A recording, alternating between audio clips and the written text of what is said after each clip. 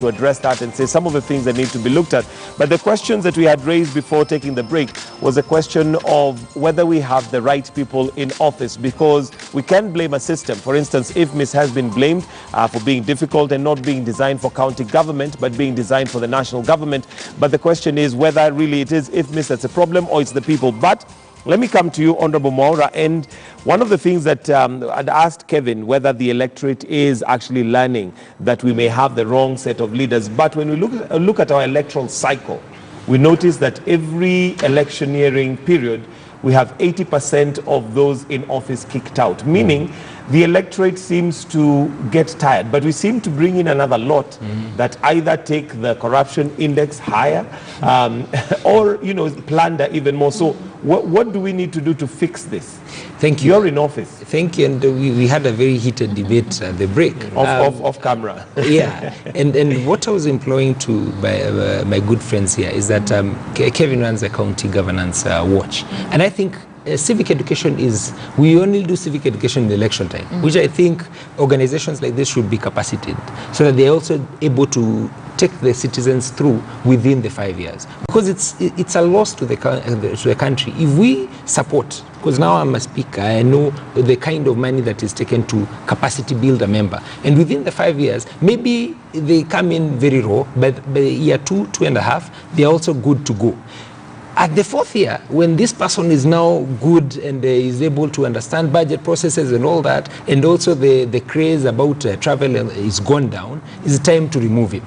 And then 80% of the elected leaders go out. We bring in another lot of 80. We'll start again. Then we start again. Then by the time we are good, then it's time for them to be. But the reason why we are removing them is because, for instance, if we take Nairobi County as an example, yes, there are promises that were made by the governor of Nairobi County, yes, and I'm speaking now this in terms of the whole county, yeah, that to this day have not been fulfilled. Let's take something simple like water, running water. In this day and age, in Nairobi County, we still do not have running water in our taps. I mean, why would we? And we will not be able to have water because we collect water from the Ndakainis. If rains are not coming, and we're already doing, maybe the demand is about 700 million cubic liters, and we are doing about 400. Where is this 300? Honorable Mwaura, that is true, but the question is, what plans are we putting in place to ensure that is abated? There is no plan being put in. And that's why I'm saying maybe we need also to conserve. Look, we cannot always think about getting another dam and all that. Even now, how do we use clean water to do car wash?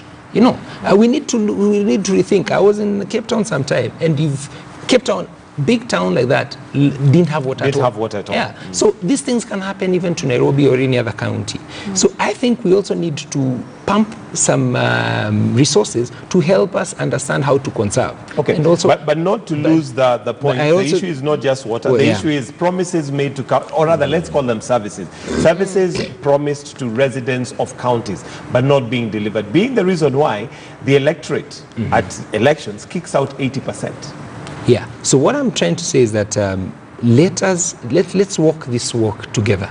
National Taxpayers Association, which works, the offices are in Nairobi. I was actually inviting the CEO to Nairobi. We want to work with you. We want to know if Nairobi is doing bad disclaimer reports from the Auditor General. How do we move them from here to unqualified reports? And it should be appropriate so that they understand what are our challenges. Maybe others are systemic, maybe others are careless, maybe others are actually outright theft. So we also don't just lump everything and we say all these guys are thieves. Let's be able to see what needs to happen, and then we grow. Because at the end of the day, this county and the country is ours. If I leave and somebody else comes, I would expect somebody to do a better job. So how do we ensure that a better job is being done? In terms of promises, we also need the County Governance Watch and other civil society actors need to know to put the county government into check. You guys said 1, 2, 3. Where is 1, 2, 3? This is year 2. Yeah, where is it? Because the county government has 3 years to go, they will try and hacken themselves and their steps faster, so that by the time the election comes, they've actually have fulfilled what they said. But if no one is checking them, we're just looking at the report and we're saying, oh, these guys travel, or whatever. We also refuse to see the bigger picture, because at the end of the day, as I said, the public wants better services, absolutely, better roads, all these things, so that now they're able, when they are now contributing in terms of taxation, they feel there's value for their money. Okay, Irene, let me come to you, and the question of public participation comes onto the fore, and this is in light of, for instance, benchmarking and traveling. Who is responsible for the priority list of what Kenyans need in their counties? Thanks, Mike. I think the law demands that there is public participation at every stage before we start the budget process. So that is what should guide what our priorities are. But most times, and for me, I've seen the public participation then becomes a PR exercise, as Governance Watcher had mentioned. Kevin. Yes, Kevin from Governance Watcher. So people come, but it's either cronies or friends, few people that are not representative. But there again, Mike, that's now where I need to, I would say that the taxpayers need to be also serious. You need to even organize your leave days along the days for public participation. It is that the serious. only concern is sometimes the dates from the counties are brought in 3 days is when you see in the daily, so you cannot plan. But if it can be very detailed in a financial year, we know this is when we'll have public participation, and we know that the county will not depart from that date. I will take my leave day, because it is very critical. It's when you work a whole month, you work, and the 30% of the money then goes to taxes. So you must also make time to follow up, where does this tax go what to? Does that money because do? If I pay the tax, there is no water, as you said. My child I have to take to a private institution because the public schools are not functioning. There's no medicine in the facility. I have to purchase from a private sector. If you accumulate all the money you're going back into your pocket, you'd rather make time for that public participation. So that is the call I'd make to all taxpayers, that the lack of our participation in these spaces is what gives them the opportunity to put their own priorities that do not align with ours. Secondly, to speak on the public participation, I have seen the bill that is at the Senate. It's a very good bill by Amos. So if that bill is passed as it is, I think that would address some of the issues we've seen, because it has noticed the gap that is currently in the way public participation is designed. So that is a bill that I'd encourage everyone to look at, and when there's avenue to discuss it, when there's public participation avenues at Senate, let us all add our voice to strengthen it further if there is need to. The one that I have problems with in relation to public participation is a bill by Ledama. If you look at the bill at Senate, it almost reduces public participation to buildings. So for me, if you look at such a bill, let us shift our mindset to think public participation is a place. You can use our churches, you can use our schools to do the public participation, save taxpayers the money. But just in connection to what the speaker had mentioned, we are talking about sending our leaders every 5 years off. 5 years is a long time, Mike. For a taxpayer, if I elect someone 5 years and I have to live with no medicine, no water, it's a long time. So I'd encourage the taxpayers, get rid of them every 5 years if you must. Because you're paying. The money demonstrates value for money. For me, as long as we are not touching the technical people, because these are politicians, they do not do the nitty-gritty. So if the CS of health is not working, so long as we have the chief officer working and everything, wouldn't say get rid of them per se, but 5 years might seem like a short time for the leaders who are in office, but the opportunity cost when you have a leader who's not providing the services to the taxpayer, who is still compelled to pay by KRA every month their taxes, is a long time. So I do not think that should not arise. Let us get rid of them 5 years, and that's why we have the election. If they are not working and there is no value, may I have a small rejoinder, because Nairobi County Assembly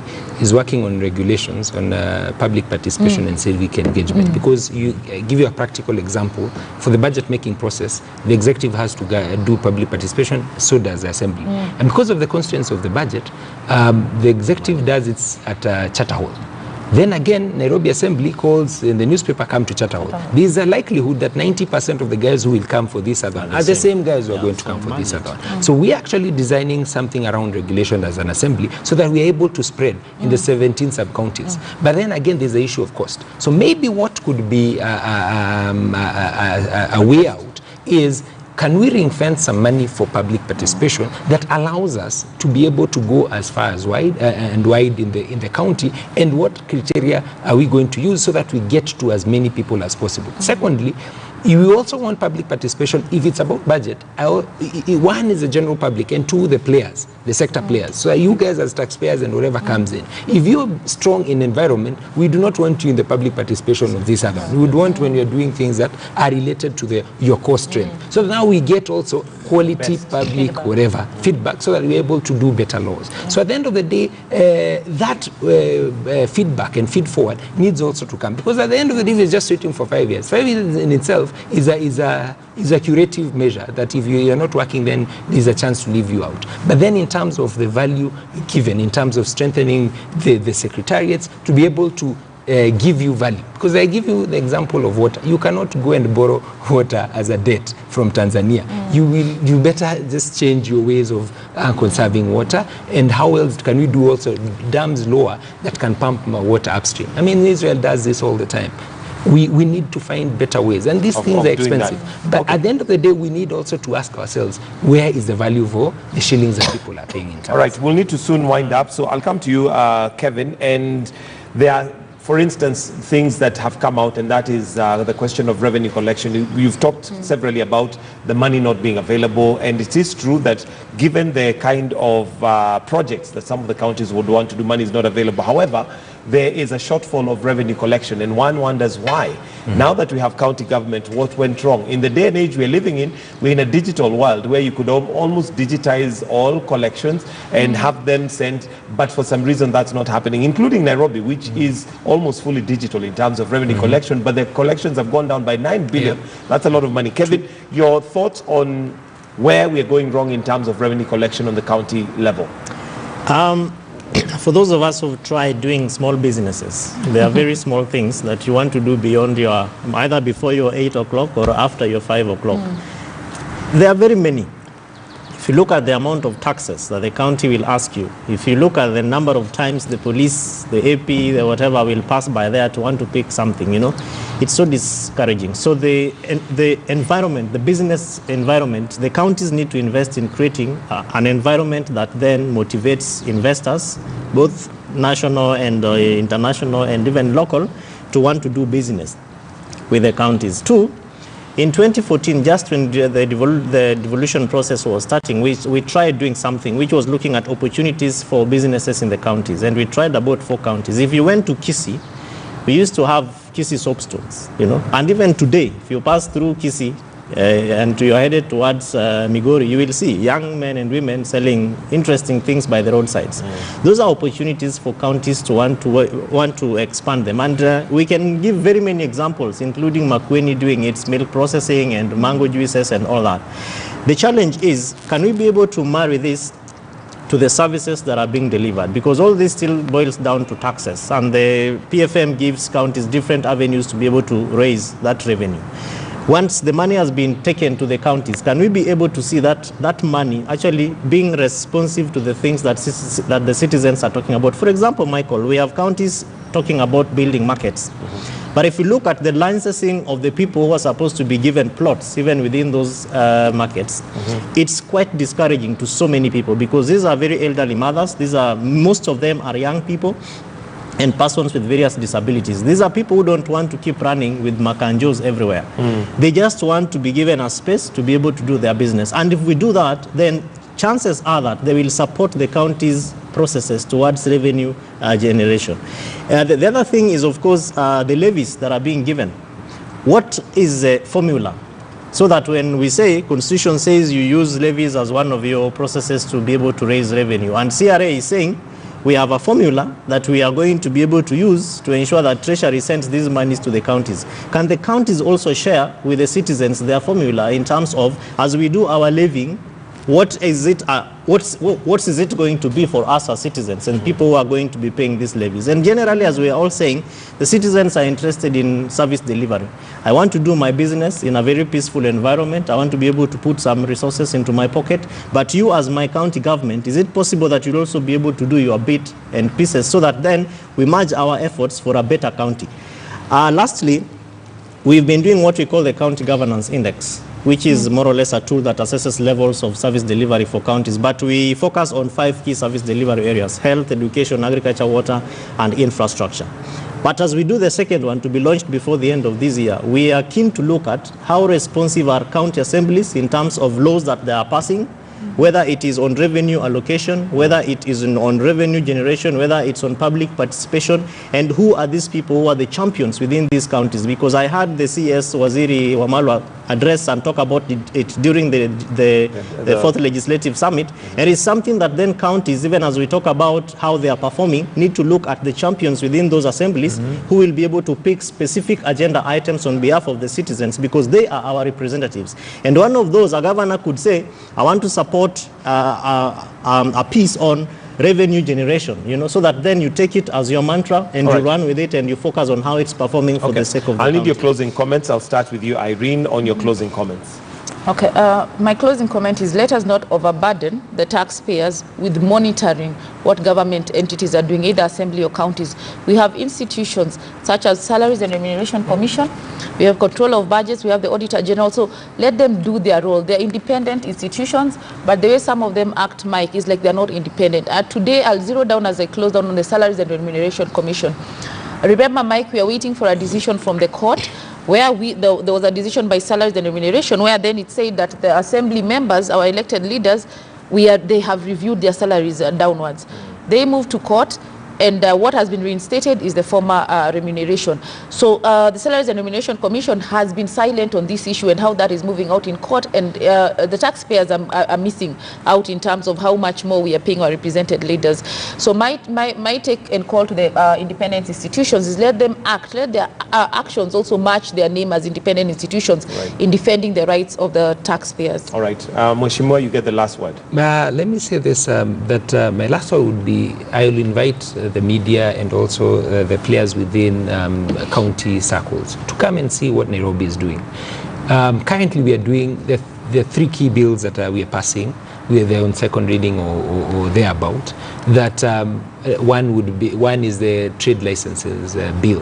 What trade licenses bill is talking about is that we usually, if you pay license to do work in Nairobi or your business, it's a calendar year. If you pay it in September, it ends in December. If you pay it January, it ends in December. So what we are doing is unlocking that to be a 12-month thing. Secondly, you can also stagger it into quarterly payments or monthly payments. What that does in terms of own source revenue strengthening is that it reduces the corruption that, since you are not going to pay the county, give me this small. Because it's small, it's a monthly thing. Secondly, we're also doing something close to the KRA. We are doing something called the County Revenue Authority. What this body wanted to do is to specifically look at the revenue measures that the county need to look at and ensure that we are also not losing out. Michael was saying we've lost 9. We've not lost 9 billion. We've moved from 10 to 9, which means we are doing badly. We didn't hit our targets by 1 billion, which is still a problem. What do we need to do? We need to set up something close to the KRA, which will be called the Nairobi County Revenue Authority, and its business will be core business to ensure where we get money to sustain ourselves and to be able to do development. Thirdly, and more importantly, is also a bill that is called the Corporations, Nairobi Corporations Bill. What we want to do is that the Pumwanis, the hospitals or Mamalusis need to be parastatal-like bodies so that they can do their business without necessarily looking at City Hall. If you look at what we did with Nairobi Water, it's more efficient. So what we want to do is that even the housing sector, can it be a state corporation at the county level that does its own business? Right. So what we are trying to do is that we are addressing what I'm talking about. We are doing solutions, and we want the media to come and to be able to highlight these things. So we're also not talking about how SRC. We are beyond those things now. Yeah, we're looking at how do we take the county forward. Well, as much as you say you're beyond those things, the Mwananchi wants to feel the services have reached them. How we get there is boardroom discussion is not important to the Mwananchi. But there you go. Thank you very much,